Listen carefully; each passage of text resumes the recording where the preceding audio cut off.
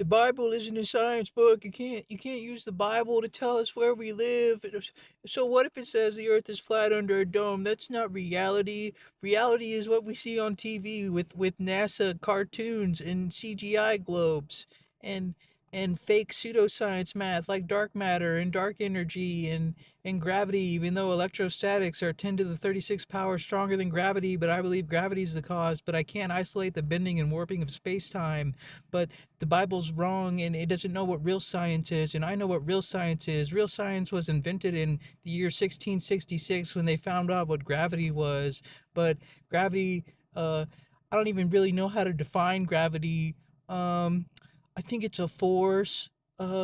It's whenever I drop a pin. Oh wait, that's density.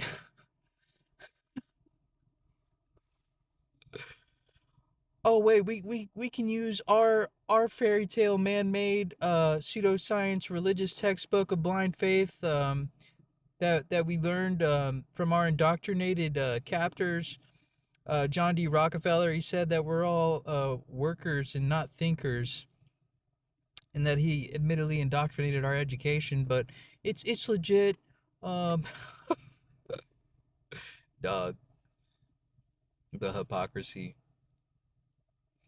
It's funny. The Bible seems like the fairy tale book, but the real fairy tale is the globe, is the outer space, is the dinosaurs, is the billions of years. How old is your universe? 13 billion? Oh, wait, they changed it to 27 billion. Oh, wait, you say that your universe is eternal. That's not scientific at all in your model, is it? You just use it to cope with the fact that atheism is debunked via the first and second law of thermodynamics, contradictory to the Big Bang model.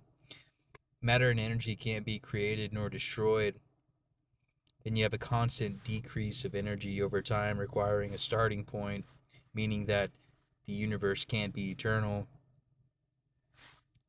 and therefore you have to invoke either God, a supernatural external source that doesn't abide by natural law, or you have to invoke an eternal universe, which isn't scientific in your paradigm at all.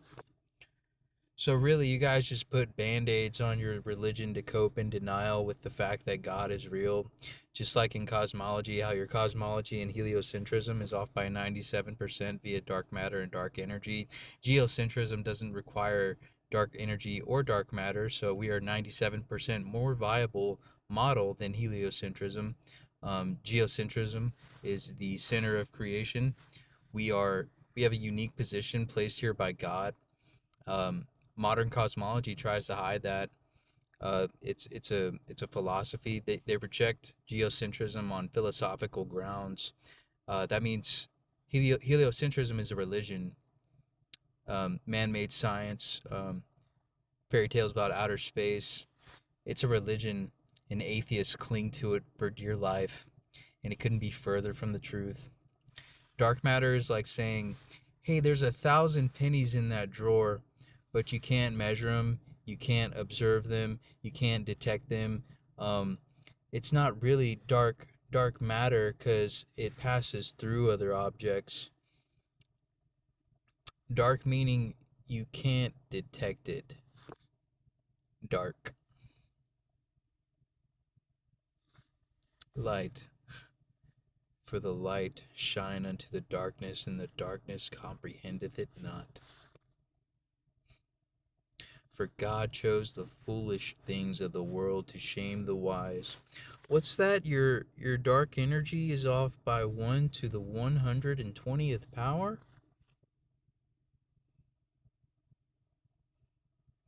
What's that? It's called a crisis in cosmology? Is that what Michio Kaku said? Wow. He's pretty high up there, huh? He's like Neil deGrasse Tyson practically. The guy who thinks that the earth is a pear or whatever, shaped like a pear. Oh my gosh, they just mock your gullibility and y'all just inhale this garbage and oh man, tragic. I can confirm the existence of my faith in my book. The Bible is a history book. It's his story, history.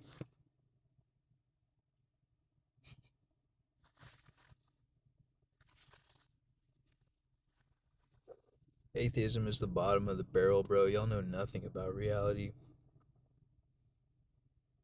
God is so real, but you don't seek him, so how would you know? And the ones that say they have and they haven't received anything, they're like the ex-Christians. First John 2:19, you went out from us, but you were not of us, because if you were of us, you would have stayed. Your faith was never genuine. Notice how those people always go on to talk about how they think the Bible is illogical and how they think it's illogical that God can perform miracles and have supernatural powers. They think they think it's unheard of or illogical that the Bible could be a supernatural book when that's its claim, and that God would be a supernatural being defying our laws of physics, our laws of nature, natural law. Yeah, of course God can walk on water. He's God. What? You people are delusional, and if you continue in your ignorance, you're going to pay an eternal price. Instead, you should take this time to seek validation of an eternal reward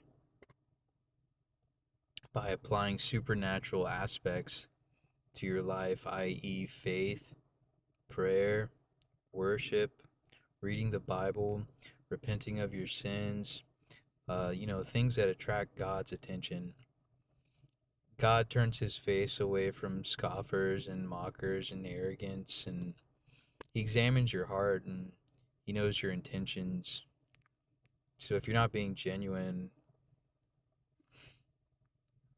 Hebrews 11:6, those who come to God must believe that he is, and he is a rewarder of those who diligently seek him. Knock on the door, seek and ye shall find. Work out your faith like going to the gym to see results.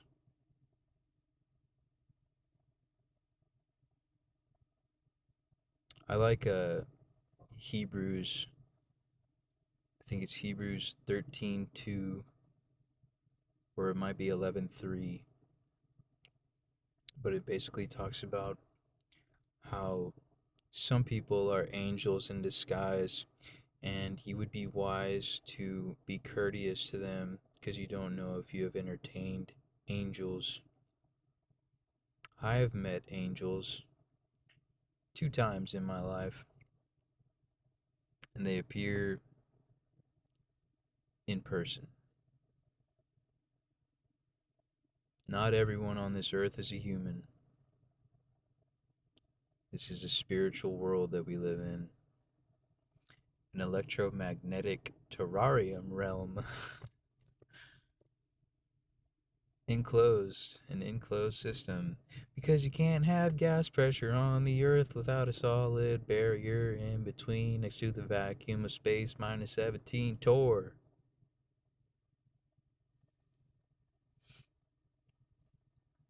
Can you isolate the bending and warping of space-time and prove that gravity is the cause? Clowns, dog.